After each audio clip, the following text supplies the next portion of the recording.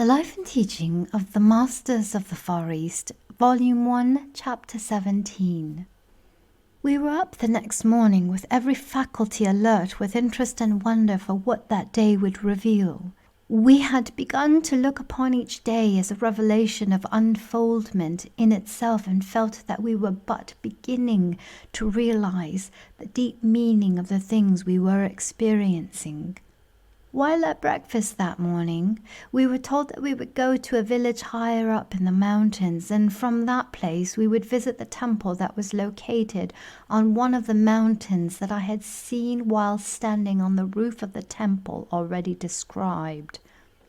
We were told we would only be able to use our horse for 15 miles of the journey, and that 2 of the villagers would go with us that far and would take the horses to another village farther on and care for them until we arrived. We turned our horses over to the 2 villagers at the appointed place and started to climb to the village up the narrow mountain trail, which at times proved to be steps hewn from the rock. We camped that night at a lodge located on the crest of a point about midway between the place where we had left the horses and the village of our destination. The keeper of the lodge was fat, old, and jolly. In fact, he was so plump and so round that he seemed to roll rather than walk, and we could scarcely tell he had eyes.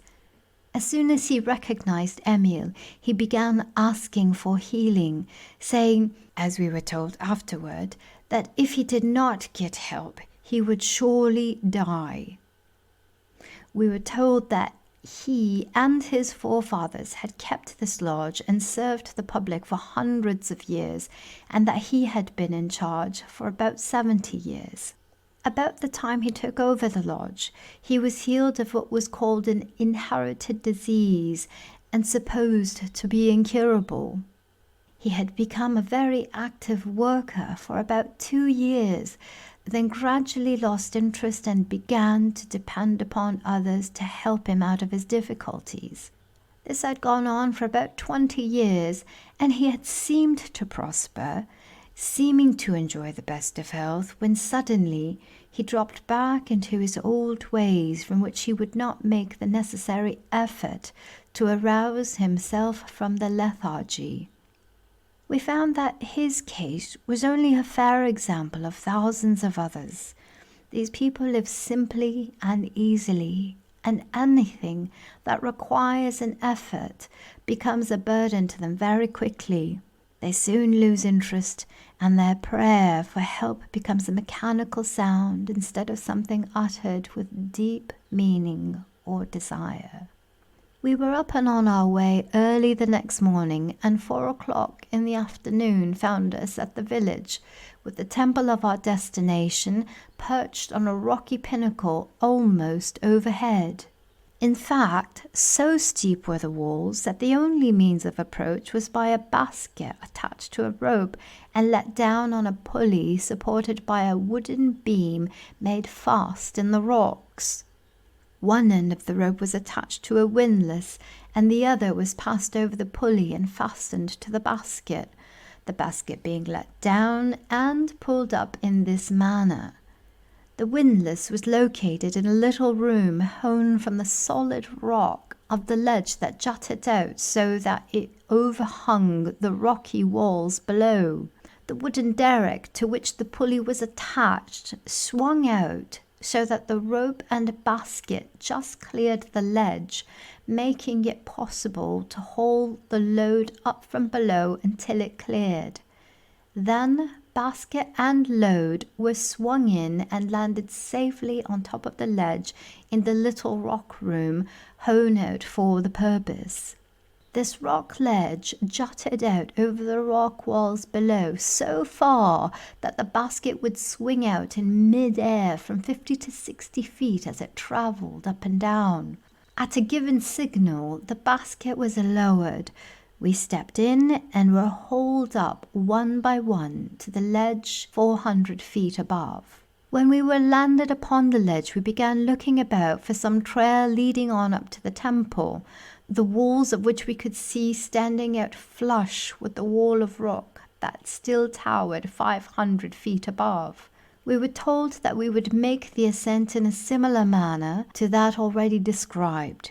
As we looked, a derrick arm, corresponding to the one on the ledge where we were standing, swung out. A rope was let down and attached to the same basket, and we were hauled up one by one and landed on the roof of the temple 500 feet above. I again felt as if we were on top of the world. The temple was located on a rocky pinnacle that stood out 900 feet above all of the surrounding mountains. The village we had left 900 feet below was located at the summit of a mountain pass used in crossing the Himalayas. We found that this temple was about 1,000 feet lower in elevation than the one I had visited with Emil and Jast, but it commanded a much wider outlook.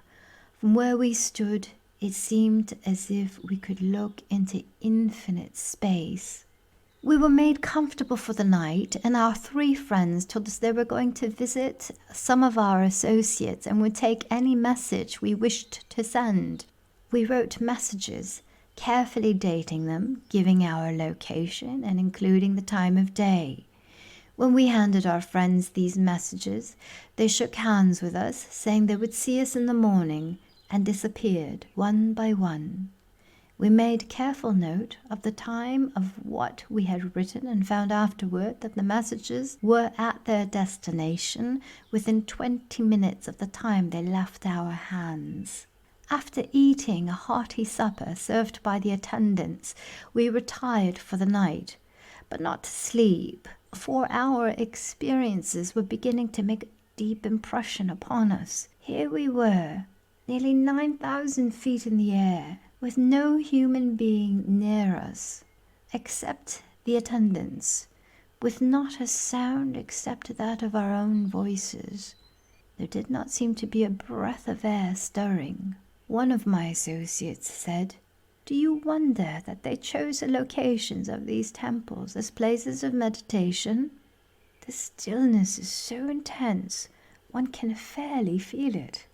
It certainly is a place in which to meditate." He then said he was going outside to have a look around. He went out, but returned in a few moments, saying there was a heavy fog and nothing could be seen. My 2 associates were soon asleep, but I could not sleep. So I arose, dressed, and went out onto the roof of the temple and sat down with my feet hanging over the wall. There was just enough moonlight filtering through the fog to eliminate the inky blackness that would have prevailed had not the moon been shining. There was just enough light to reveal the great billowy fog banks rolling by, enough to remind me that I was not suspended in space, that somewhere way down the earth was as ever, and that the place I was sitting upon was somehow connected with it. Then all of a sudden, it seemed as if I could see a great pathway of light, its rays widening like a fan, with the wide part extending toward me. Where I was sitting seemed to be in about the center of the ever-widening ray, and the central ray was the most brilliant of them all. Each ray seemed to project onward in its course until it illuminated one part of the earth. Each illuminated its own particular portion of the earth until the whole blended into one great white ray. Looking far ahead, I could see all gradually converging until they ended in one central point of intense white light, so white that it seemed transparent and crystal. Then, instantly, it seemed as if I stood out in space looking at it all. Looking far, far down the white ray, I could see what seemed to be spectres of the faraway past, marching on and on in ever-increasing numbers, but in solid ranks until they reached a certain place. Then They separated wider and wider until they filled the whole of the light ray and covered the entire earth. They all seemed to emerge at first from one central point of light. They seemed to come forth from this point, first one, then just ahead were two, then just ahead of them were four, and so on, until they reached the place of wide divergence, where there were about 100 abreast in solid fan-like array. When they came to the point of wide separation, they suddenly scattered widely and occupied all of the light paths, and each marched on more or less alone until they seemed to occupy the whole earth. When they occupied the whole earth, it seemed the rays had reached their widest expanse.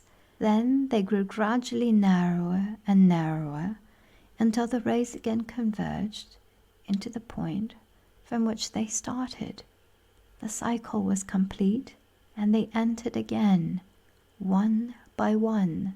Before they entered, they formed in solid array 100 abreast, gradually closing up until they became one, and that one entered light alone.